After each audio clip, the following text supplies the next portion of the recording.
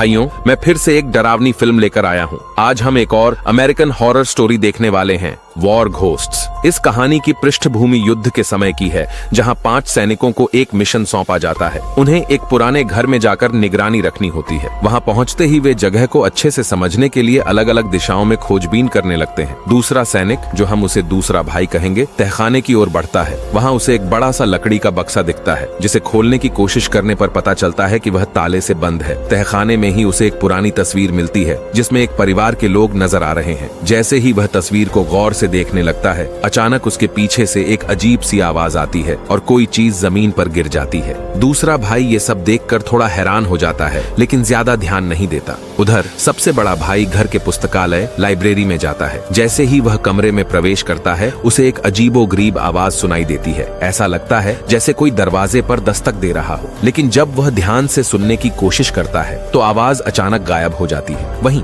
तीसरा भाई मोमबत्ती जलाने की कोशिश करता है, लेकिन जैसे ही वह माचिस जलाता है, हवा से तुरंत बुझ जाती है। पहले तो उसे लगा कि यह संयोग था, लेकिन जब उसने दूसरी बार कोशिश की तो फिर वही हुआ। तभी उसके पीछे दरवाजे के बंद होने की आवाज आती है। अब उसे लगने लगा कि घर में कोई और भी है। वह तुरंत चाकू निकालता है और उस दिशा में बढ़ता है। वह जैसे ही उस बंद दरवाजे के पास पहुंचता है और उसे खोलने की कोशिश करता है, दरवाजा टस से मस नहीं होता। उसे समझ नहीं आता कि ये सब क्या हो रहा है। जब वह दरवाजा छोड़कर वापस मुड़ता है, तभी दरवाजा खुद ब खुद खुल जाता है। रात के खाने के दौरान जब सभी सैनिक एक साथ बैठे होते हैं, तभी ऊपर की मंजिल से अचानक किसी के चलने की तेज आवाजें सुनाई देने लगती हैं। सभी चौकन्ने हो जाते हैं और तुरंत हथियार निकाल लेते हैं। चूंकि यह युद्ध का समय था, इसीलिए उन्हें शक होता है कि यह कोई दुश्मन हो सकता है। वे धीरे धीरे ऊपर जाने लगते हैं और आवाजें और तेज होने लगती हैं। अब उन्हें यकीन हो जाता है कि कोई उनके साथ खेल खेल रहा है। वे सभी एक कमरे की ओर बढ़ते हैं, जहां से सबसे ज्यादा आवाजें आ रही थीं। जैसे ही दोनों सैनिक कमरे की ओर बढ़ते हैं, दरवाजा अपने आप खुल जाता है। वे घबराए बिना अंदर प्रवेश करते हैं और धीरे धीरे आवाज के स्रोत का पता लगाने लगते हैं। आवाज खिड़की के पर्दों के पीछे से आ रही थी,